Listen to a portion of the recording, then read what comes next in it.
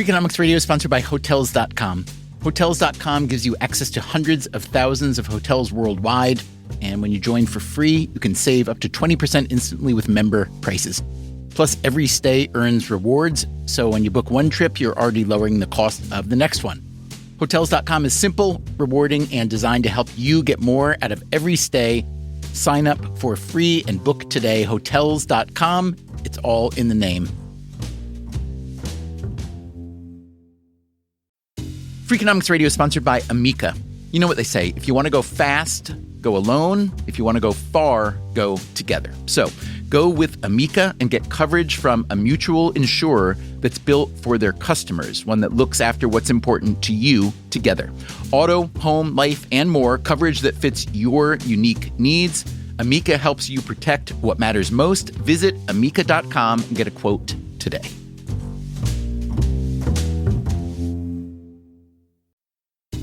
Freakonomics Radio is sponsored by Mint Mobile. Ditch overpriced wireless with Mint Mobile. Cut your wireless bill to $15 a month at mintmobile.com/freak. Upfront payment of $45 for 3 months, $90 for 6 months, or $180 for 12 months. Plan required, $15 per month equivalent. Taxes and fees extra, initial plan term only. Greater than 50 gigabytes may slow when network is busy, includes up to 20 gigabytes hotspot. Capable device required. Availability, speed, and coverage varies. See mintmobile.com.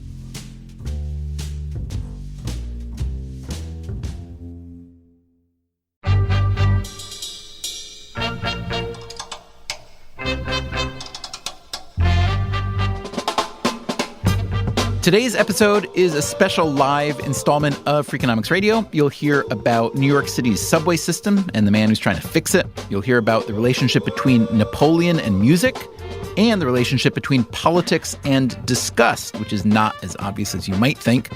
If you'd like to attend a future taping of Freakonomics Radio Live, we would love to have you. We have upcoming shows in San Francisco on May 16th, Los Angeles May 18th, Philadelphia on June 6th, London on September 6th, and in Chicago on September 26th.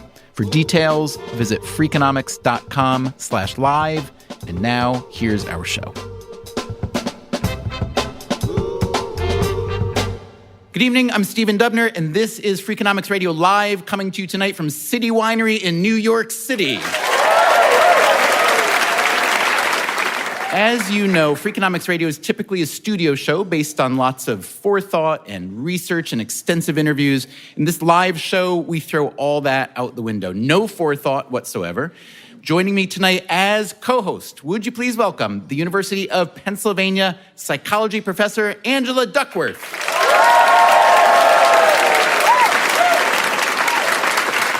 Angela, if you don't know, is the author of the longtime bestseller Grit, The Power of Passion and Perseverance.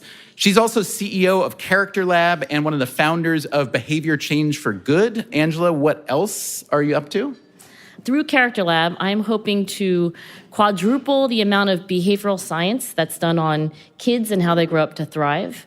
So we've been doing okay, but I think we should have more science so that we can have more to talk about on Freakonomics. Excellent. So as you know, we play here a game called Tell Me Something I Don't Know. We bring guests on stage to tell us some interesting fact or idea or story. You and I will poke and prod them as much as we'd like, and then later on, our live audience will pick a winner. The criteria are very simple. Number one, did they tell us something we truly did not know? Number two, was it truly worth knowing? And number three, was it demonstrably true, which is important? And to help with the demonstrably true part, would you please welcome our real-time fact checker? He's the host and producer of ESPN's 30 for 30 podcasts, Jody Avirgan. Hey, Jody. Hello, Stephen. Something I learned about you very recently, Jody, is you have a young daughter who has become an internet phenomenon. Well, she had a moment as an internet phenomenon. Actually, a photo I took of my daughter went viral. It was a photo we took of her after she'd eaten pizza. They were waiting. For the first time. The audience is seeing it right now. She went into this sort of blissful state with pizza sauce all over her face, and I put it out into the world, and it just, it went nuts. I checked this morning, 15 million people have seen this photo. off of my Twitter account, and then it got ripped onto all of the meme accounts, and people were sending us examples of it being used in like random Czechoslovakian advertisements, and the morning shows were asking us to come on, and we kind of just laid low. But yeah, it was kind of a wild ride. All right, Jody, I'm glad to hear that your daughter is meme-worthy. I'm glad that you are here tonight to be our fact checker. Our first guest, would you please give a warm welcome? He is president of the New York City Transit Authority, Andy Byford.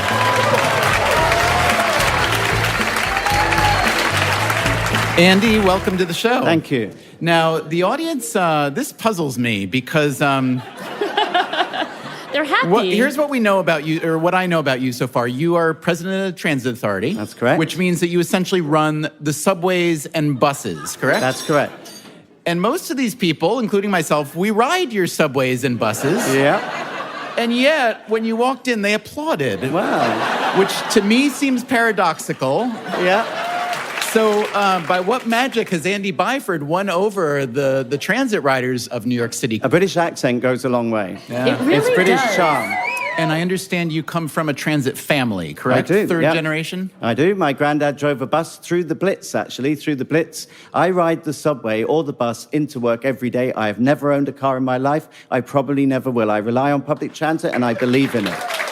I've also failed my driving test twice. So compared to the Blitz and buildings being crumbled in the streets, I guess the New York City subways are easy. Oh, piece of cake. Yeah, absolutely, yeah. We have a long way to go, but it is improving. And what I wanted to do tonight is just talk about what we're doing to make it better. Well, let's start with a little history. Obviously, New York is one of the older subways. I guess London is the oldest in the world. London dates back to 1863. Our subway is 1904. Coming here, the challenge is the same, but it is exponentially bigger. Interestingly, I'd say 15 to 20 years ago, the London Underground was in a similar state to that in which we find ourselves here in New York today. Stations looking a bit shoddy, unreliable signaling, tired vehicles, lack of funding. Sustained funding has transformed the tube, but that's what we need here today, and a focus on basics, so that's what I want to talk about. I love that we're getting applause for infrastructure funding. We've never had that before. It's got to be done. So the New York City subway, as I understand it, has the worst on-time performance of any major transit system in the world. Is that accurate, first of all? We certainly are nowhere near where we need to be. In January of 2018, our on-time performance, admittedly, it was a bad month, but it was a woeful 58, just over 58%. Through relentless focus on basics and substantial investment, a year later, we've got it up to just over 76%. Now, to be fair, New York subways generally get people where they're going. They can be slow and crowded and unpleasant on occasion, but they're also transporting how many million people a day? For the whole of transit, it's 8 million people. It's made up of 5.7 million people on the subway, 2.3 million on the buses. And on a good day, going from the Bronx down to Manhattan, where I work, southern tip of Manhattan, that train hammered down the express line. You try doing that in a cab, and you try doing that for $2.75. You're not going to do it. Right. When I think of New York, I think that one reason it was able to grow into the city it did was because it had subways early. And so it was able to move people around a lot underground without tying things up. The downside of that is it was an old system, and therefore, I gather, like any old system, hard to retrofit, right?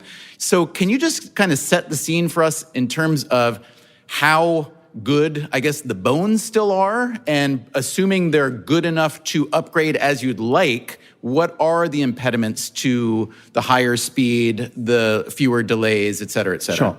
So I think fundamentally the system does have good bones. And let's look at the positives. We do have express tracks. We do have a lot of stations. We have the most stations in the world. We have 472 stations.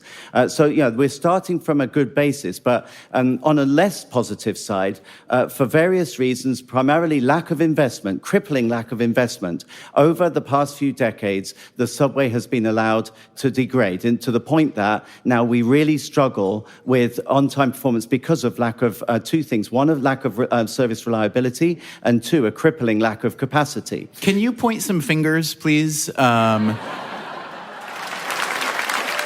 If your chief argument is that funding is necessary for maintenance of an expensive and complicated system, which seems obvious, Where is it? Has it been a lack of funding? Has it been poor spending? Is it the typical political hide-and-seek games where the money is diverted? And I would like you to name some names with email addresses, please. So I think one of the lessons that constantly gets learned in transit is you cannot stop investing in maintenance and what's called state of good repair. People point to the subway system in Washington, D.C., WMATA. That was built in, I believe it was 1976. It's really groovy. It's a very sort of nice system. But usually on fire, people though. in D.C., well, that's the thing. People in D.C., it stands for Washington Metropolitan Area Transit Authority. I'm told people say it stands for We Make a Town Afraid. That's a bad place to be.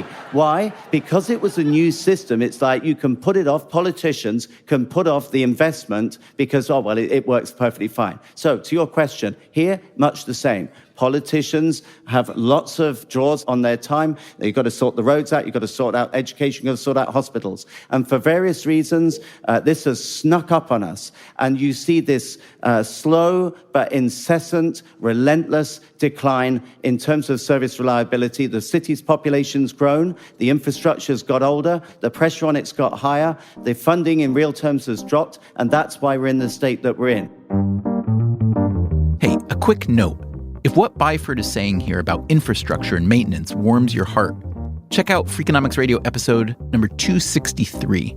It's called In Praise of Maintenance. Okay, back to Andy Byford. So let me tell you what we're doing about it. The city and the state have jointly funded what's called the Subway Action Plan. So it's installing what we call continuously welded rail, better rail that is less prone to rail defects. It's about fixing leaks. It's about renewing components. It's about unblocking drains. So it's really about fixing those elements that were allowed to degrade on the existing system. To me, on arrival, what was missing was the complementary part, which is you must get your operational disciplines right. So when I came here, it drove me crazy as a railwayman of 30 years experience that you see trains sit in the platform, you all see it, doors open, close, open, close, open, close. Can we please get going? There were speed restrictions that were not necessary. Speed restrictions went in initially for a valid reason, that either the track had a defect years ago, or because we had trains that were made of wood years ago or didn't have such strong brakes. Those speed restrictions are no longer necessary. We had what are called signal grade timers that were put in for a safety reason, but they've been allowed to fall out of calibration. So you're saying even when the equipment is capable and the tracks are then it's fine, not properly calibrated. So that was my suspicion. Obviously, you listen to the customers, but you also look at data. What was it about 2012? Suddenly, the delays went exponentially up. That's when we started putting in those signal grade timers. They were wrongly calibrated. So we have set up a team called the SPEED team. It stands for Subway Performance Evaluation and Education Development, because we love acronyms, right? We subscribe to the PUMA initiative at New York City Transit. You know what PUMA stands for? I don't. Please use more acronyms. So we set this team up to cover on a specialized train every inch of New York City Transit 600 track miles. They drive at the signal at the speed that it should be set for, and if the train gets automatically stopped, then the signal is wrongly calibrated. So far, we have identified 320 such signals that are wrongly calibrated, and we're working our way through correcting them. Can I just clarify one thing? You're saying that the only way to test a signal is to take a train and drive it as fast as possible at the signal and see what happens? Well, just for the benefit, this is the fact checker, just for the benefit of anyone listening on the radio, this fact checker is actually on his third bottle of beer. So I thought I should just say that. But just to clarify, and to put everyone's mind at rest, when I say drive the train at it, obviously it's for the speed limit that should be, that the signal should clear at that speed. But still, you need a full train to test the No, this is an signal. empty train. This is an empty train.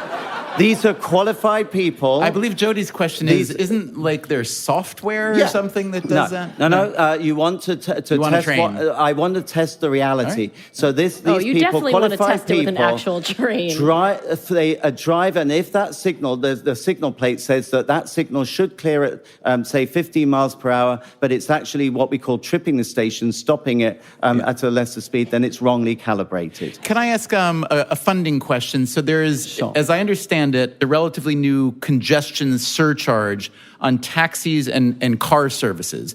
And then now there is talk of another congestion fee for vehicles entering certain parts of Manhattan, which is what we more typically think of as a congestion fee.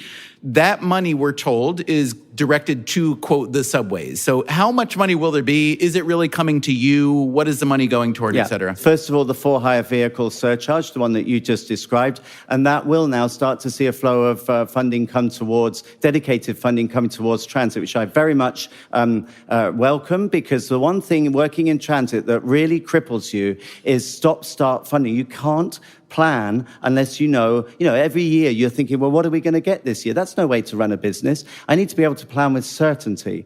The real game changer will be major, sustainable, affordable, long-term sources of funding. And one of those suggested is a congestion charge, because it does two things. One, it cuts congestion. And the other half of my focus is, of course, buses, which have the lowest speed of any North American bus system. Why? It's nothing to do with my operators. The buses can't levitate, they're stuck in traffic. Not yet. We're working on that, by the way. But they're hopelessly stuck in traffic. So what it gives you is less traffic, but the traffic that does come in pay a fee, and that fee must be lockboxed, ring-fenced, cannot be siphoned off anywhere else, guaranteed to go into funding. What's your annual budget now, and what do you want, let's say, 5 years from now? So, at the moment, the operating budget of New York City Transit is around $8 billion. So it's a big chunk of cash, but bear in mind, this is a huge system in that, we run thousands of services 24/7, which is another reason this is a tricky system to upgrade, because no one wants their line shut down while we upgrade. It's like the 24-hour diner, and you always wonder, when do they clean out the fryer? That's what I wonder about you. I've often wondered that. That's my next challenge. I've often wondered that. But so what we really need, though, is to bite the bullet. And I'm saying, with the right funding, sustainable funding, we can turn this system around. No more tweaking. Let's totally re-signal the network. Let's make the system fully accessible. We can't be proud of this system until it is fully accessible to all New Yorkers. Let's sort out the bus network. Let's modernize the prevailing mindset, the bureaucracy of the transit network. So, some specifics. Within the first 5 years, properly funded, we can re-signal 5 lines. In the next 5 years, for a total of 10, we can modernize 11 of the lines. In that 10 years, completely modernize 300 stations. We can make 180 stations accessible within that time frame. We've calculated $40 billion over those 10 years. Can we really not afford $4 billion a year, maybe 2 from the state, 1 from the city, 500 million from Washington, D.C., 500 million, maybe we could find it in transit. We can move from state of emergency to state of the art within just 10 years. Because if we don't do this plan, all that will happen is the infrastructure will get even older, the population will grow even bigger, and the pressure on it will grow harder. But guess what? The price will go up. So now's the time to bite the bullet. Jody Avirgan, we heard a lot of interesting ideas, some statistics, massive optimism, and I would say energy, which I admire. I don't grit. A lot of grit. I want to talk specifically about one thing, which is you said there is a lack of capacity. Are you running at any given time the maximum number of trains that could be on the system? No, we're not. No, and that is, again, something that we are in the process of addressing. For a classic example of that would be the L line, because that line is one of the 2 that has communications-based train control, modern signaling. That currently runs 20 trains per hour. After the upgrade, we'll be able to run more trains because we're providing more power. The signaling system can handle it. There's not enough power, which is ridiculous. So we're addressing that. Andy Byford, thank you so much for coming on our show. Would you please welcome our next guest? She is an economic historian at NYU. She studies creativity and innovation. Her name is Petra Moser.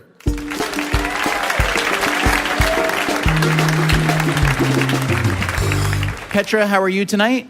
Great, thank you. Good. You teach quite nearby at NYU. How'd you get here tonight? Subway. And it worked. It did. What do you have for us tonight, Petra? So I wanted to ask you whether you might know, how did Napoleon influence music? How did Napoleon influence music? Angie Duckworth, do you have any thoughts? Did he commission a special piece for Josephine? I don't know that, but... That's not the answer then. No, that's not the answer. You not what gotta you were be a thinking. little bit more creative. You gotta think a little bit out of the box. Did it have to do with war making?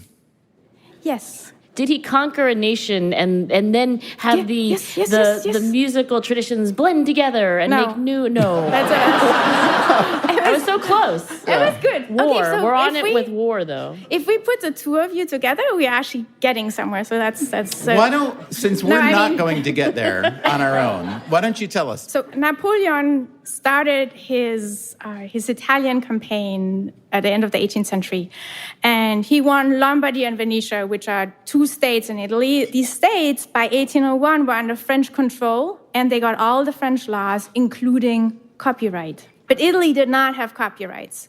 So now you have, in Italy, you have two sets of states. They have the same language. They have similar culture. They both get flooded with Napoleon, with the soldiers, with everything, with the gambling, all of that. But only two states have copyrights for the next 20 years. So now we can actually look what that does to music. Because now we have these two states where composers own what they produce, what they create. And what we wanted to see is whether once you give an artist an intellectual property right, whether that actually makes them produce more and whether it makes them produce better stuff. What was your measure for quality? Opera is really great. You can quantify both quantity and quality.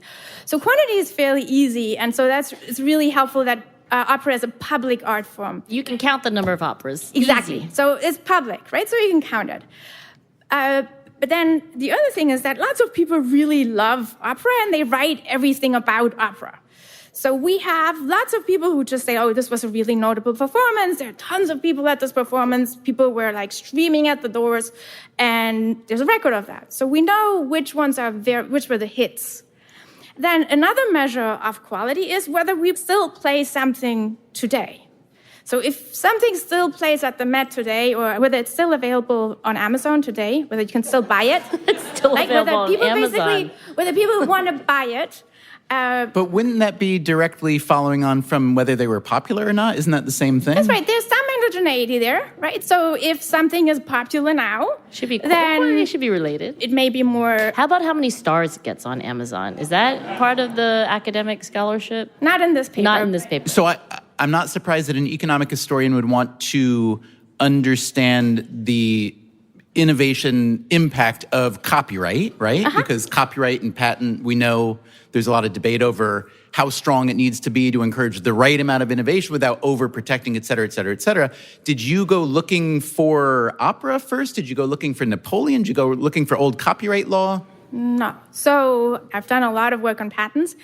And you know, when you do the same thing over and over and over again, you just get bored. And I sang a lot as a kid, and I was trying to sing opera in college. And then I took economics at the same time, and I liked that better.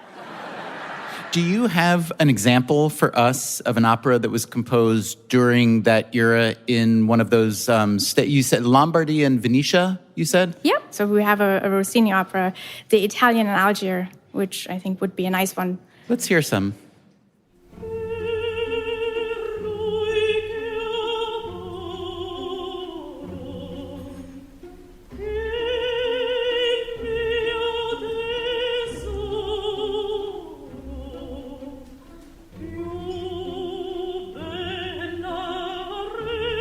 Okay, Petra, you're welcome to join in if you'd like. If you will, I will too. Let me break in here to say I chose to not sing that night because I wasn't warmed up, but here's what I sound like when I am.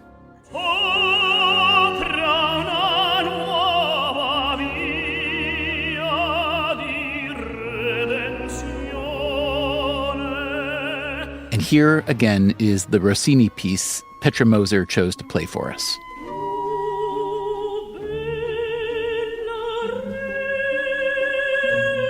Okay, so tell us a bit about this Rossini piece and how it's an example of the phenomenon that you've measured. Rossini was a very peculiar character, as many of these composers. He was also, he's poor. And so he is, I think, a good example of the way in which copyright influence composers. So he really responded to what people paid him. So we have records of him saying to theater managers, like, look, you're not paying me enough, so I'm just going to give you the same stuff over and over and over again. So you're just like, I just take this area and I change it a little bit, and that's it. And that's precisely what we think is not novelty, what we think is not creativity. But when he actually got enough money, then he would really make something that was better. So what's really interesting about that is that creativity, most people think of as being intrinsically rewarding, right? And in fact, people think that when you pay, you actually decrease the intrinsic motivation. No. This completely fits economics. He's poor. His mother and father were itinerant musicians. So he didn't come in saying like, oh, I'm just going to do this for fun. So he did it in part to make money. So suppose, say, a composer today needs like $2,000 to live, right? And say before copyright, you get like just $1,000 per opera. And now with copyright, because they have to pay you for a repeat performance, you get $2,000. So now he only has to write one opera instead of two. And so that gives him the freedom to do precisely what he wants to do. So we actually see this in Rossini and other people, that they make things more complicated, they play around with things, and he now has more time and has more freedom. So it's like a wealth effect.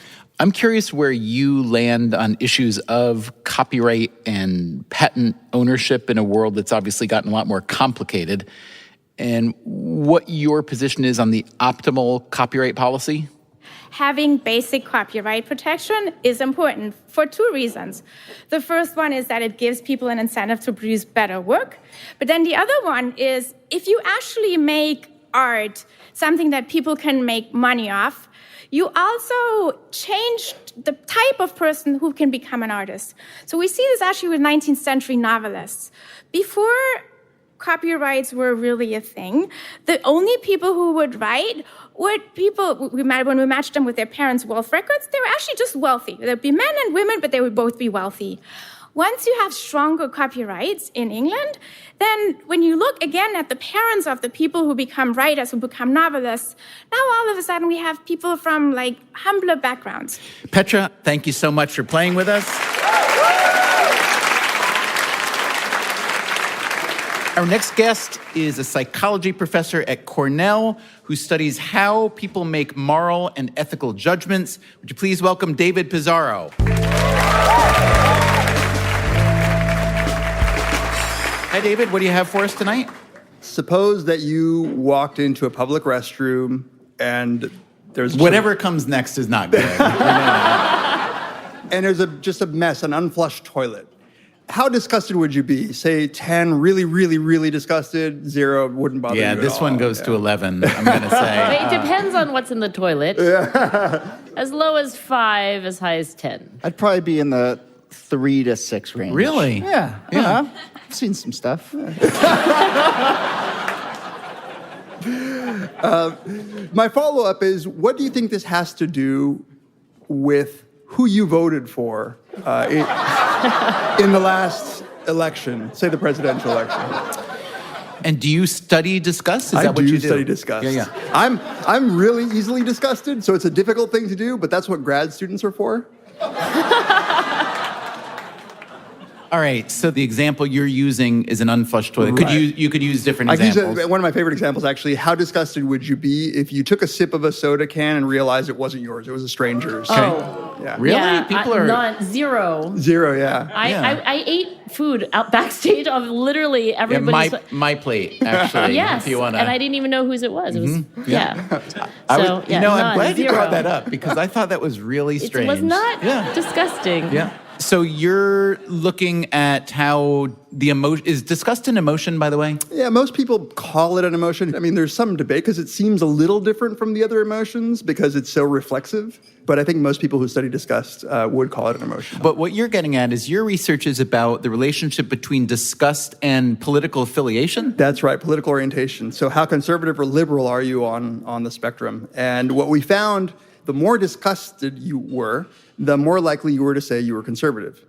We've now looked at this across different countries and different languages. We keep finding this relationship. The more easily disgusted people say they are, the more likely they are to be toward the right of the scale, less easily disgusted toward the left. Let me ask you, so there's a question we came across in a series we've been doing on creativity, and especially if you're in the creative arts, the political orientation is way, way left. And so that led to conversations about, is there something about creativity in the arts that is correlated with liberalism? Because if you think of liberalism as essentially wanting to change the state of the thing and conservatism as an attitude toward traditionalism, I'm curious whether you have anything to say about the mechanism by which that kind of relationship may exist. Yeah, that's been the most interesting question to us because if you just demonstrate a relationship, that doesn't get at the heart of the question. The question was, what is the nature of this relationship? So one way to ask that is, what part of conservatism is really being captured by this? And so in looking at various measures, what we see is exactly what you said, Stephen, that it's the traditionalism aspect,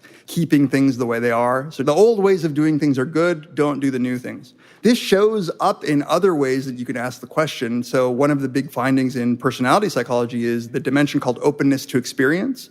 People who are more liberal are very high in openness to experience. They want to try out new things. People who are more conservative are very low in openness to experience. So you can see disgust as one of those emotions that's kind of like, well, I have a set level. How risky do I want to behave for a reward? So do I try a new food? So is it true then that picky eaters and hypochondriacs are more likely to be politically conservative? I don't know the answer to the picky eaters. That's a very good question. That would be your prediction, maybe, yeah, right? It would be the prediction. Although, whenever I talk about this stuff, I always want to point out that this isn't like, it's not as if how grossed out you are is like 100% predictive. About between 3 and 10% of why you might be liberal or conservative seems to be captured by disgust measures.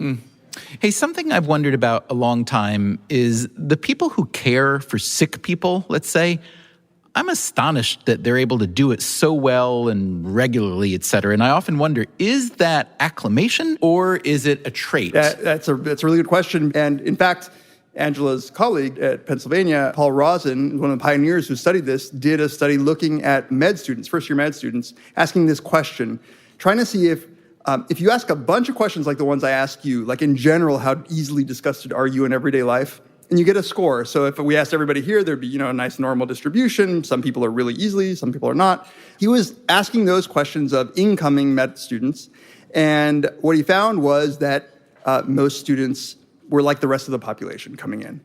After a year of medical school, when, as you might know, you have to poke into bodies and you get used to bodily fluids and all that stuff, they were less disgusted when it came to that stuff, but not in general. They were still disgusted by all the other stuff, but they acclimated. So the answer to your question is we are really good at acclimating to specific things. Anybody who's a parent knows you get used to certain things. Jody Avirgan, David Pizarro has been telling us about the politics of disgust, which are really interesting and lead to a lot of interesting thoughts and questions. Anything factual we should know?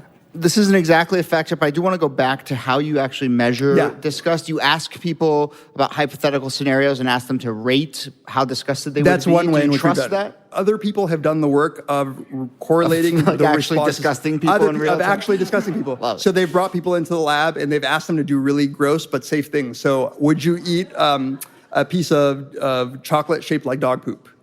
Yes. Right. You would.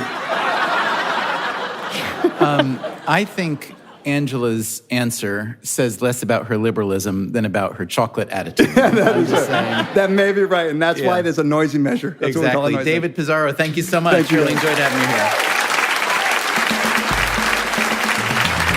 It is time now for a quick break. If you'd like to attend a future Freakonomics Radio live show or be a guest on a future show, visit freakonomics.com/live. We will be right back.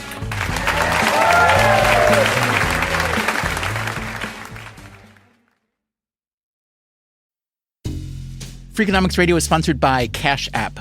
Bitcoin is often talked about as an investment, but it was built to be used. With Cash App, you can actually do that. Send Bitcoin instantly, pay at local Square businesses that accept it, or move it to your own wallet whenever you want. It works more like real money and less like something locked in an account. For a limited time, new customers can get $10 added to their balance. Just use code CashApp10 when you sign up. And don't forget this part, send at least $5 to a friend in the first 2 weeks.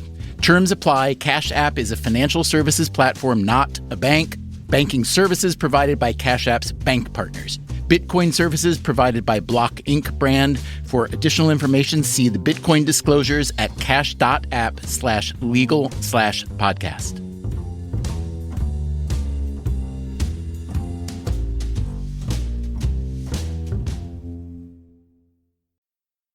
Freakonomics Radio is sponsored by Figure. Did you know that 40% of homeowners own their home outright?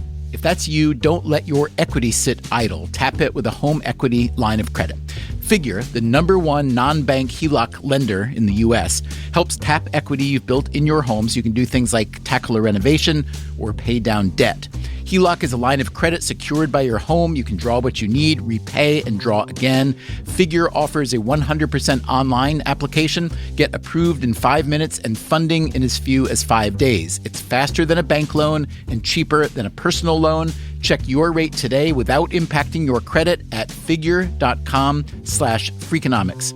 This post is sponsored by Figure, NMLS ID 1717824.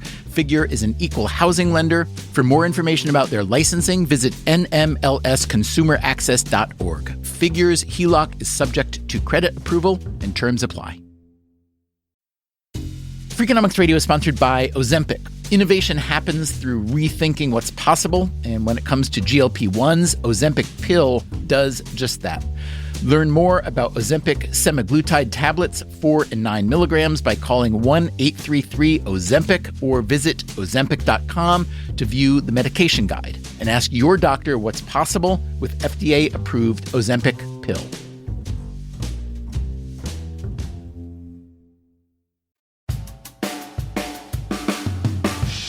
Welcome back to Freakonomics Radio Live. My name is Stephen Dubner. Angela Duckworth is our co-host. Jody Avirgan is our real-time fact-checker. And our next guest is the Commissioner of the New York City Department of Transportation. Please welcome Polly Trottenberg.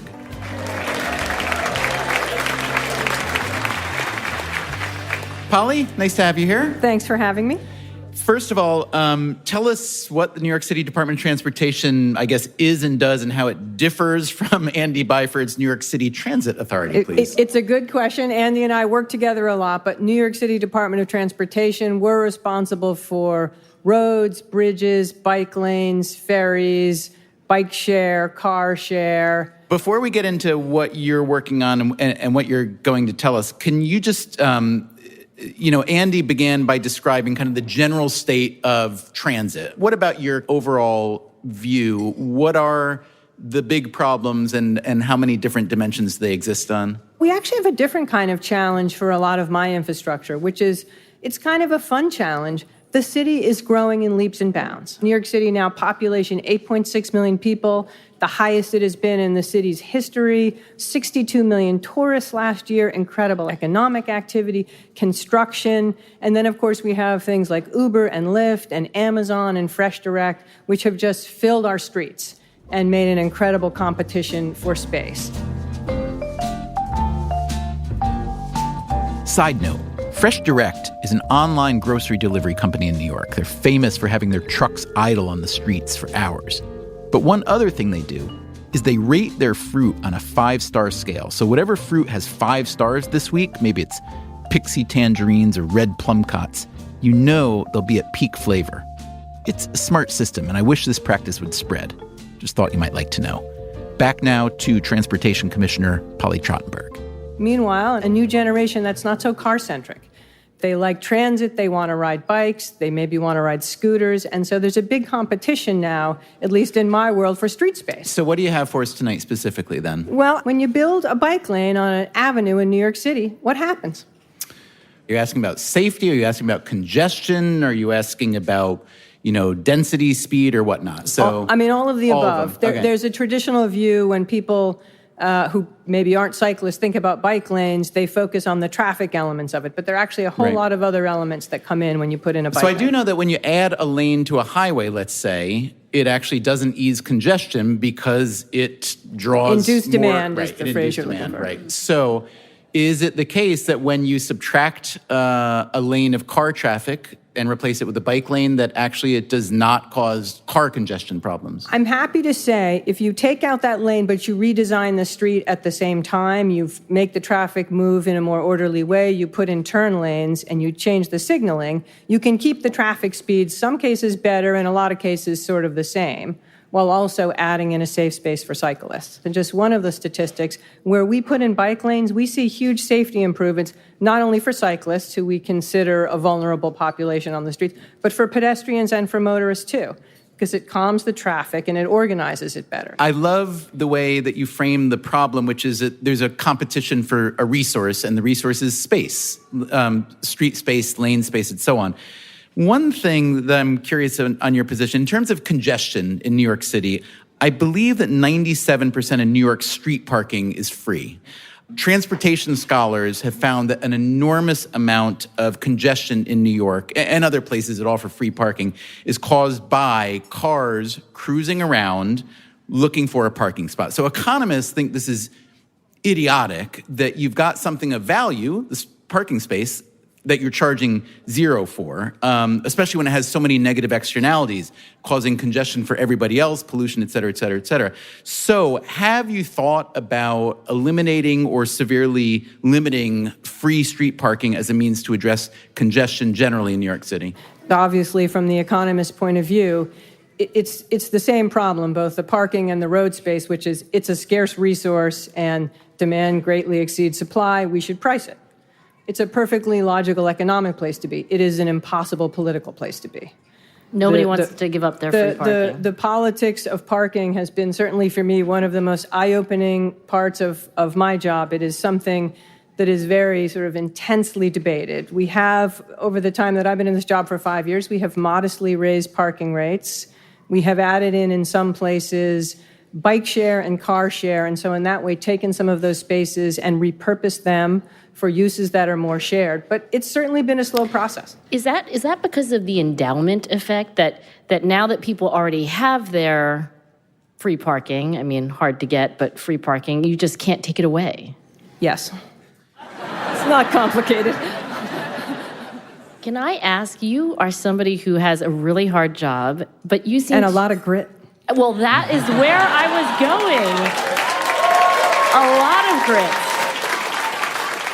And I wanted to know how you got into this. I mean, I don't know if you were a little girl and said, I'm going to be the commissioner of the New York City Department of Transportation. No. So can you just share a little bit of the story? How did you get into this calling? I went to college here in New York, sort of back maybe in what we would say were the bad old days, when the city was experiencing a lot of difficulties, a lot of crime, a lot of disinvestment. And I just got very interested in sort of urban policy and transportation policy. And one of the great success stories of New York, again, why my streets are so full, why Andy's subways are so full. We took a city where there had been disinvestment, and we really turned it around. You know, one time the Williamsburg Bridge was shut down because it was coming to pieces. Now we really invest in our bridges and our roads. So I think being part of that process, and now today we have bikes and scooters and Uber and Lyft and all these other really exciting changes. Does the bike lane innovation actually improve physical health? Because one of the other major trends over the last 50 years is that we just sit around all the time. Absolutely. I mean, you know, if you think about cycling as a mode, it is an inexpensive mode to own and operate and for us to provide for. I mean, basically it's paint. It emits no carbon, it burns no fuel, it gets you moving, it's physical exercise, it connects you to your city. Of course, it is terrific for sort of general individual health, public health, and the health and the environment. Is there any of the city. evidence of that? I mean, I'm wondering whether, you know, when you put in a new bike lane, there's any measure that the physical health of that, I don't know, community, that neighborhood has. That might be very difficult to quantify, but it would be very exciting if you could. We're actually going to be looking at the long-term health statistics. Anecdotally, we see evidence that it is getting people moving, particularly kids, which is, I don't know, maybe Jody will dig up some better numbers than I have. If you were able to start from scratch, would you have streets on a grid system? Because one thing that a grid does is it encourages speed because it's wide open straight. There's a wonderful book written just recently about how the grid came about in New York City, and it was sort of a bunch of half-drunken foreign guys who threw it together a little haphazardly. When you read the book, it's very surprising. And, when I'm in other cities where they have less of a grid, and, for example, they have alleyways, I like to joke, I have alley envy. Because here in New York, without those alleys, there aren't places for the garbage trucks and the deliveries and the utility poles. Everything has to happen on those same streets where the cars are traveling, the buses are traveling, the bikes are traveling, and the pedestrians are traveling.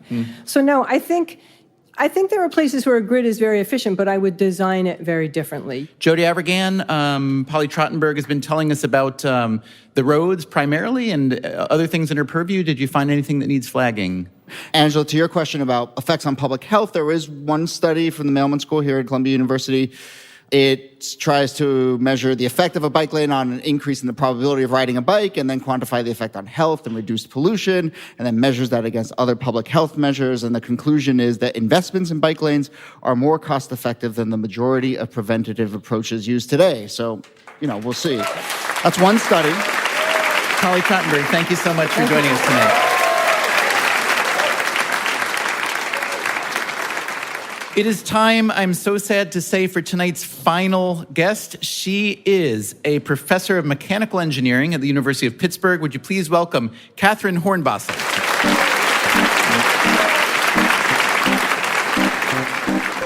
Katherine, it is nice to have you. You are our last guest tonight, so make it good. What do you have for us? All right, no pressure. So if I handed you a bucket filled with water and laundry detergent and asked you to tackle global warming, what would you do? Oh, that's so easy. You would wash something. I would make a giant bubble bath, and I would invite... laundry detergent. Hey. Just saying. Don't yuck my yum.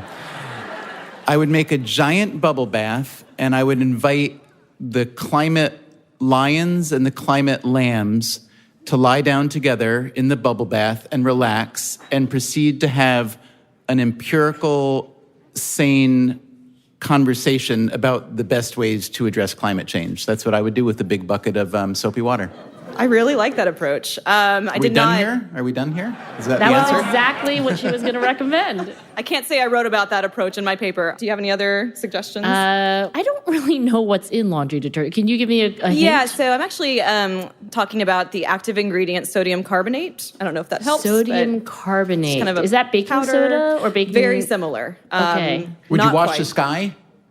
Not quite. What would I be Are you saying like throw a bubble bath in the air? Like one of those geoengineering schemes that run a giant hose into the stratosphere and spray out some benign material that refracts sunlight, that kind of thing? Is that a thing? Not quite. That is a very creative approach. So I'll give you guys a little bit of a hint. So I'm going to send you to a coal power plant with this bucket of water and detergent. So what is the specific, byproduct or whatever of coal burning or whatever that's bad? And then we'll be a little closer. There are a lot of things that come off of coal that are bad. Some of them, thankfully, we already have regulations against. So things like SOx and NOx, they already scrub a lot of the crap that comes off of coal plants. Can you give the full name of SOx and NOx, please? So sulfur oxides and nitrous oxides. Okay, very good. Just gaseous compounds that are bad for the environment. Because we all thought it was a Dr. Seuss story. Yes. I was like, oh, that is so cute. Why would they want to legislate against them? So carbon dioxide is the other obvious one that there are no regulations for currently for coal plants. Are some of the emissions in a coal plant, do they react in some way negatively, with sodium carbonate? Is that the idea? You're on the right track. You're getting very close. So I don't think we're going to get closer without a mechanical engineering degree, which you do have. So this particular combination, water and sodium carbonate, if you dissolve it in water, can react with carbon dioxide and extract it from a gas stream coming off a coal plant. And the really interesting thing that I've studied is that if you put these chemicals into little capsules that look like caviar, you can actually pack them into a reactor, attach it to a power plant, and selectively take out the carbon dioxide that's being released from the exhaust. So you're describing a form of carbon capture, correct? Yes, it is a carbon capture technology. What stage is it in? Are you one of the inventors of said technology? So yes, I was on a team at a national lab from the DOE that invented and kind of studied this technology. It's been demonstrated at a lab scale. Currently, we're looking for partners to kind of adopted Commercialize it. Not at a power plant scale yet, but at smaller scales to test out and figure out the kinks and try to scale it up more. And what you're describing, there's obviously chemical reactions there, but is it essentially a filter? It's a good question. It's not exactly a filter. I guess you could think of it from a big picture standpoint as a filter, though. So you're sending the nasty gas from a power plant through it. It selectively takes out carbon dioxide. At some point, it reaches capacity, and then you have to desorb or remove the CO2 from the full solution. And then How do you do that? So usually you have to heat up steam and send it through these capsules, and it'll take the carbon dioxide back out, and then you pressurize it and put it underground. Okay, so it's carbon capture. You bury the carbon underground, which some people have big concerns about there. What's your level of concern on that? I think that's very safe if it's actually being done already in a lot of places. It's fairly safe, and there's a lot of science to back up the fact that it's not going to leak out or cause problems if you Does it put just it stay underground. there forever, or what? Really, it's again, if you find the right formations, that's kind of beyond my research area, but the scientists on that side are pretty confident you can store a lot of carbon dioxide underground. Just the sheer magnitude of carbon dioxide emissions requires that we put it underground at this point. So the unit or machine that you're talking about, what do you call it? So I guess I would call it a reactor. So A reactor. it's basically a giant vat filled with this solution that will react with carbon dioxide to hold it until you need to release it and store it. So I can't tell whether it's because you cleverly began the conversation by talking about laundry detergent. Was it as simple, really, as just getting something kind of like laundry detergent and figuring out how that responded to these carbon emissions? Yeah, so it is simple compared to other technologies for carbon capture. By putting them in small capsules, what you're essentially doing is raising the surface area. So imagine like a big vat filled with caviar. You have a very large surface area of contact between the liquid in those capsules and then the gas flowing through, which really allows you to use these very simple ingredients instead of a very tricky or corrosive solvent instead. So you said laundry detergent is a lot like baking soda. Now, this might be a digression, Stephen, but since I have a mechanical engineering professor, is that little box of baking soda that I have in my refrigerator, is it really absorbing the odors? Oh, that is an excellent I love how question. she can tell us about carbon capture, and this is the tough question This for her. is the most important question of the evening. The more degrees you get, the farther removed you are from practical solutions to things like that. So sodium carbonate reacts with carbon dioxide and actually forms baking soda. So that is the reaction. That's the product of this reaction. It's the product. Okay. And so I guess what to emphasize here is that both the initial chemical and the final product are both very safe, very cheap, very abundant. I have to ask this question. This is such a simple, elegant, common sense, straightforward, hiding in blinds. Was your team composed mostly of women? We had a very good proportion of women on my team. Just a hypothesis. So when I hear the words safe, cheap, and abundant, it does sound literally too good to be true. So let's pretend that you were not involved with this project at all, but you knew about it, and you knew all the other competing carbon capture systems that are being developed and funded and so on. What would you put the odds of this project succeeding? I'm not saying as the only carbon capture solution, but as a significant one. So I'm very confident that it could work if we invested and did it. Confidence in terms of whether or not this will be the winning technology, lower, much lower, just because there are a lot of technologies out there for carbon capture. There's a lot of competition. There are some other that are much more mature than ours. Does it have a name? And we call it MEX, is an acronym, so microencapsulated carbonate solution. Do you think we could crowdsource a... Sure. I just call them Yes. capsules, but I'm open to suggestions I for like the something caviar trendier. idea. Caviar. Carbon capture caviar. That's too much of a Carbon capture mouthful. caviar. Oh, I like that. It says here you invented something else a few years back called the Pump 2 baby bottle. I didn't expect you to bring that little curveball up. Yes. So I had twins when I was in grad school. I was pumping for them, and they did not nurse well. And so I invented this little hack where you can actually feed your babies breast milk as you're pumping it. So you attach it to any breast pump. As you're pumping the milk, the baby starts drinking it. Oh my, that is genius. Yeah. So Thank you. did you patent it? Did you make a lot of money? In the process of patent prosecution right now.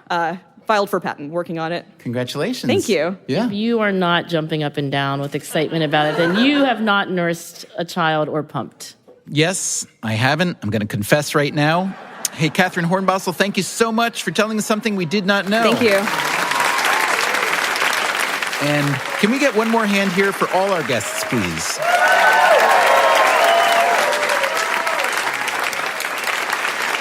It is time now for our live audience to pick a winner. Obviously, all our guests came here in the spirit of inquiry and information sharing, so we shouldn't reduce this thing to a horse race, but, well, this is America, and we really like to know who wins. So we will ask our live audience to pick a winner via text.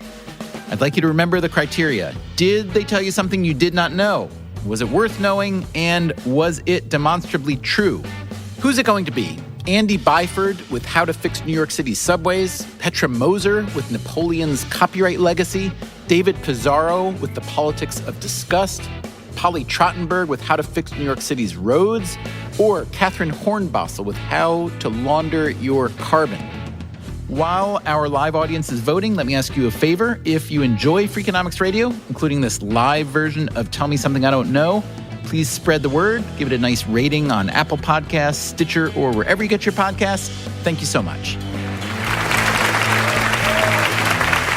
Okay, the audience vote is in. Once again, thank you so much to all our guest presenters. Our grand prize winner tonight, we had a dead tie, so thank you so much to both Andy Byford and Petra Moser for telling us about fixing New York City's subways and Napoleon's copyright legacy. To commemorate your victories, you will each receive this certificate of impressive knowledge. And it reads, I, Stephen Dubner, in consultation with Angela Duckworth and Jody Avirgan, do solemnly swear that both Andy Byford and Petra Moser told us something we did not know, and for that we are eternally grateful. Thank you so much.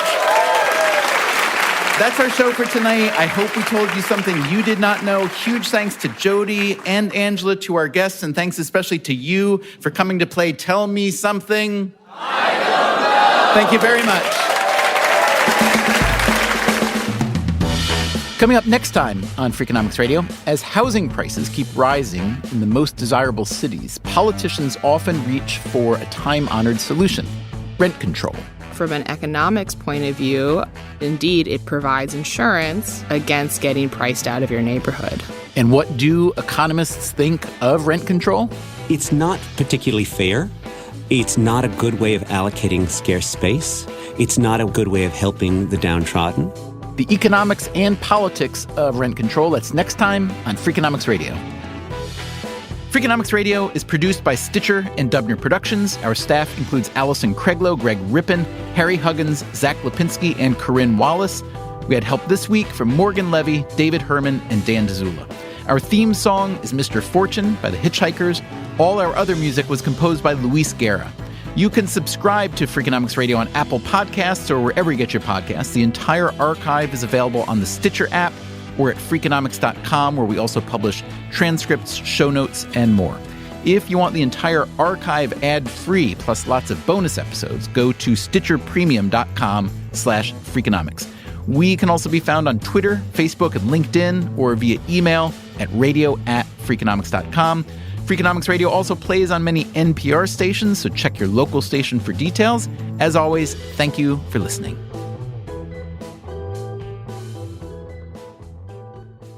What do you think? I believe that down to my toes. Stitcher. Freakonomics Radio is sponsored by Ozempic. Innovation happens through rethinking what's possible, and when it comes to GLP-1s, Ozempic pill does just that.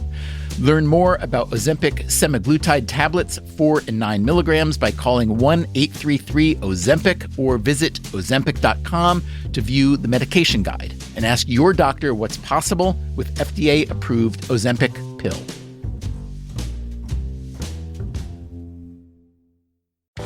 Welcome back to Should I Get It Delivered?